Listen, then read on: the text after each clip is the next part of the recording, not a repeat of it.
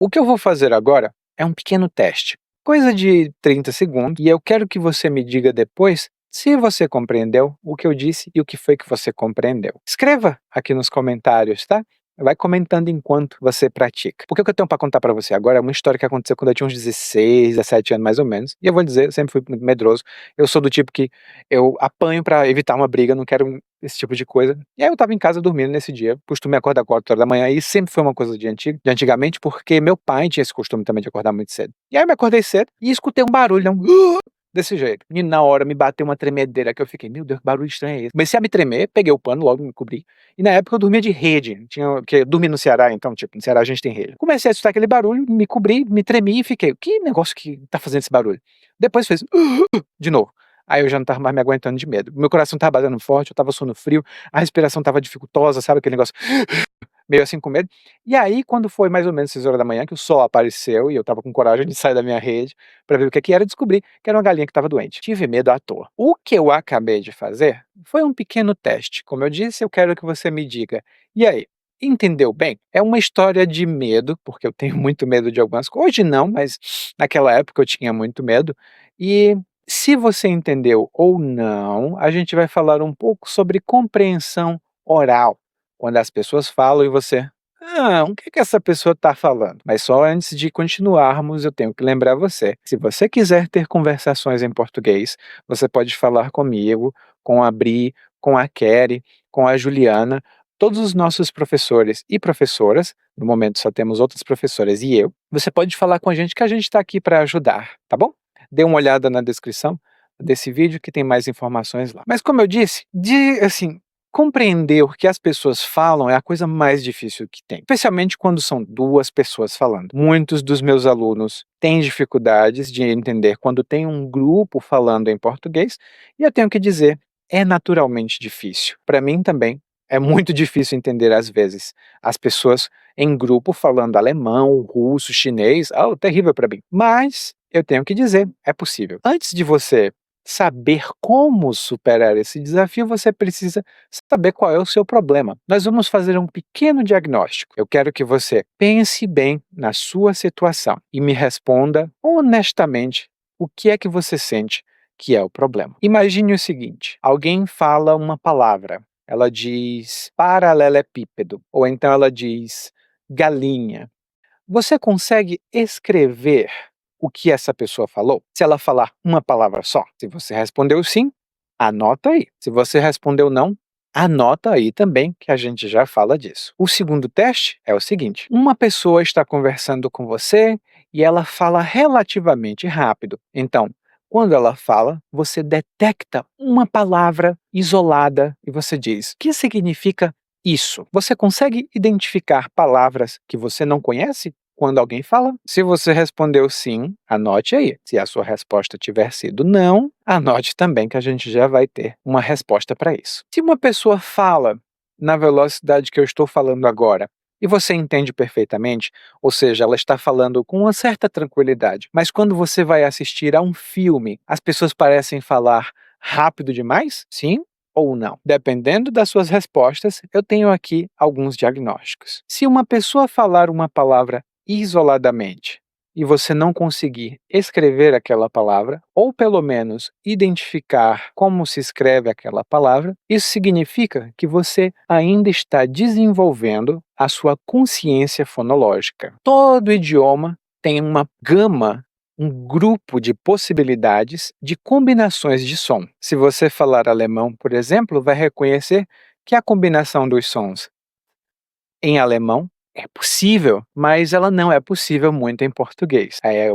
Eu digo essa combinação de som porque a gente tem a palavra alemã jetzt para agora, mas em português esse ts nunca existiria. Então, quando você tem consciência fonológica de um idioma, isso significa que o seu consciente e inconsciente, ou subconsciente, algum nível aí, consegue detectar quais são as possibilidades. E aí você escuta e diz: isso não parece português?". Você consegue detectar os sons e a correspondência entre som e palavra escrita. A gente tem já uma solução para isso. Se você consegue detectar ou identificar uma palavra desconhecida em um discurso, em uma fala de alguém, isso significa que você está precisando de vocabulário. Você entende bem, mas está precisando de um pouquinho mais de vocabulário. Agora, se uma pessoa fala do jeito que eu estou falando, e ela fala de uma maneira natural e não causa nenhum problema, mas na hora que você vai assistir um filme ou ver um noticiário, o bicho pega, né, a situação fica complicada, nesse caso, o que falta para você é maior exposição a uma variedade de amostras ou de materiais autênticos. E eu tenho uma solução para você. Mas claro, uma coisa que eu tenho que dizer, nem todo mundo progride ou evolui nessa ordem perfeita. Algumas pessoas não desenvolvem muito bem a consciência fonológica, mas elas conseguem entender quando alguém fala. Como é que é possível? A mente é misteriosa, é uma maravilha. Quem criou sabia que queria confundir todo mundo. Então, não tem uma resposta exata, mas saiba que você pode estar em um alto nível de uma coisa e um baixo nível de outra. Mas vamos lá. Digamos que você precise melhorar a sua consciência fonológica. Como é que você pode fazer isso? Primeiro, você tem que estar consciente das possibilidades. É melhor estudar isso de uma maneira mais formal. Ai, meu Deus, isso significa que você precisa fazer um curso? Não é nada disso. Você precisa apenas de alguma indicação básica. No meu canal, eu tenho um curso de pronúncia brasileira, especialmente para quem fala inglês como idioma materno ou como segunda língua ou um idioma estrangeiro em um alto nível. Dê uma olhada se você estiver assistindo no computador.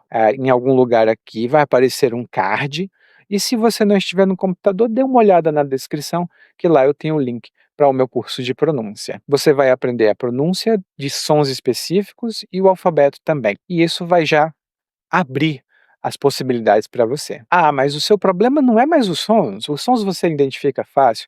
O que tem problema para você é saber o que significa uma palavra específica que alguém falou. Isso me lembra uma história, rapidinho eu conto. Eu tive uma professora na faculdade que trabalhava também como professora de português, como idioma estrangeiro. E ela tinha um aluno, e um aluno um dia chegou para ela e disse: "Ó, professora, o que é que significa seta?" E aí a professora ficou um pouco assustada, né, porque essa combinação de som vem de uma palavra um pouco vulgar que a gente usa no dia a dia. A professora ficou: "Como assim?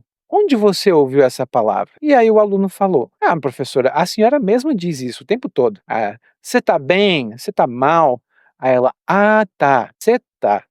Você está."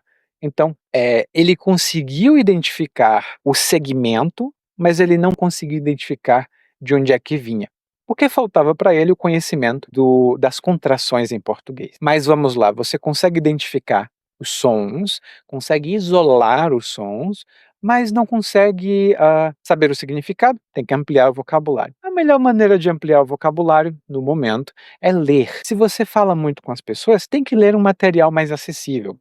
Pode ser livros modernos, pode ser notícia, tem que ser alguma coisa que as pessoas normalmente leiam, porque se você ler um livro muito antigo, o vocabulário vai ser um pouco antigo também.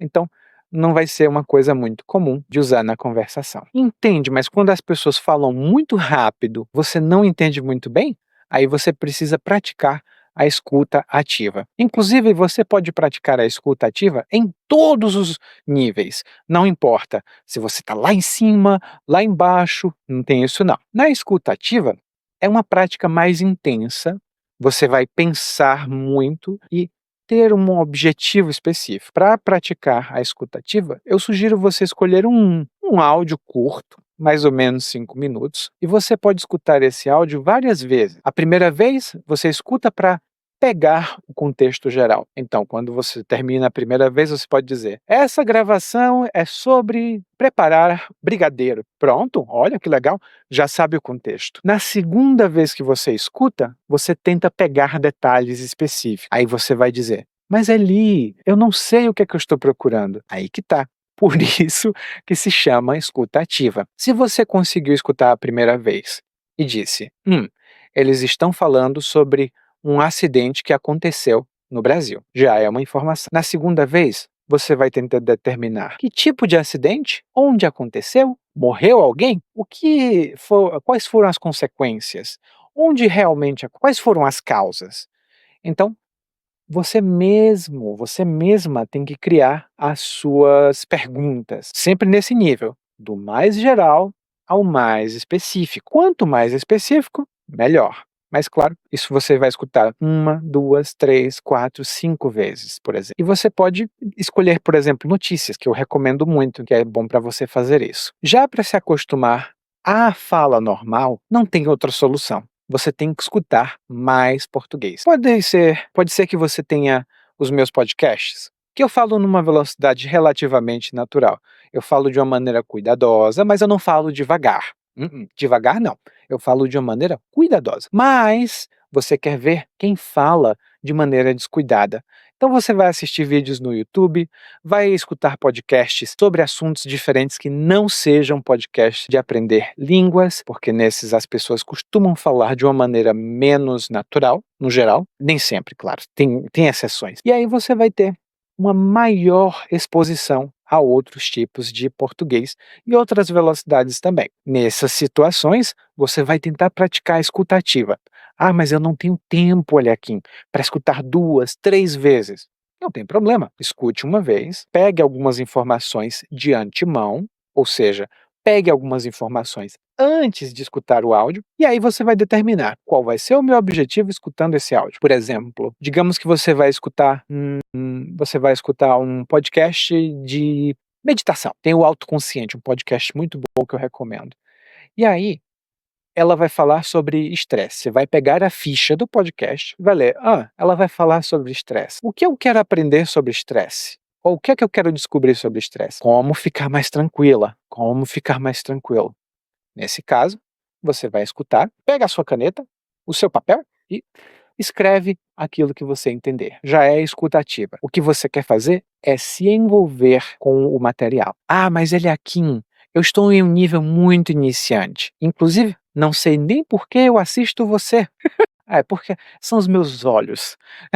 Mas se você estiver em um nível muito iniciante ou ainda não tiver muita segurança, comece com tarefas simples. Identifique o nome de quem está falando, identifique quantas pessoas estão envolvidas. Nada muito difícil. Se você já está em um nível mais intermediário, você pode escutar podcasts como os que eu tenho, ou podcasts que falam de maneira mais cuidadosa. Esses que têm diálogos de 2, 3, 4 pessoas podem ser um pouco mais desafiadores, se você estiver no nível intermediário, mas são um bom exercício. Só não vale exagerar, né, que aí fica difícil. E se você tiver pouco tempo para fazer a escuta ativa, tá? Porque a escuta ativa, você tem que usar a sua atenção. Mas se você tem pouco tempo para praticar a escuta ativa, tem problema não, coloca um podcast ali, coloca um vídeo e vai lavar os pratos. Pratique a escuta extensiva, que o que é? É quando você escuta, mas não presta 100% de atenção. Você está ali mais ou menos prestando atenção, de vez em quando você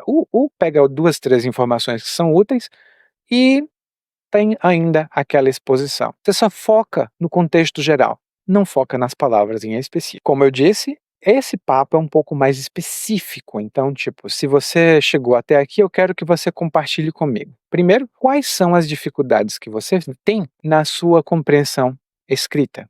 E segundo, que materiais ou que programas você recomenda às pessoas a ouvirem e a assistirem, se elas quiserem praticar escutativa? Deixa aqui nos comentários e a gente se fala logo logo.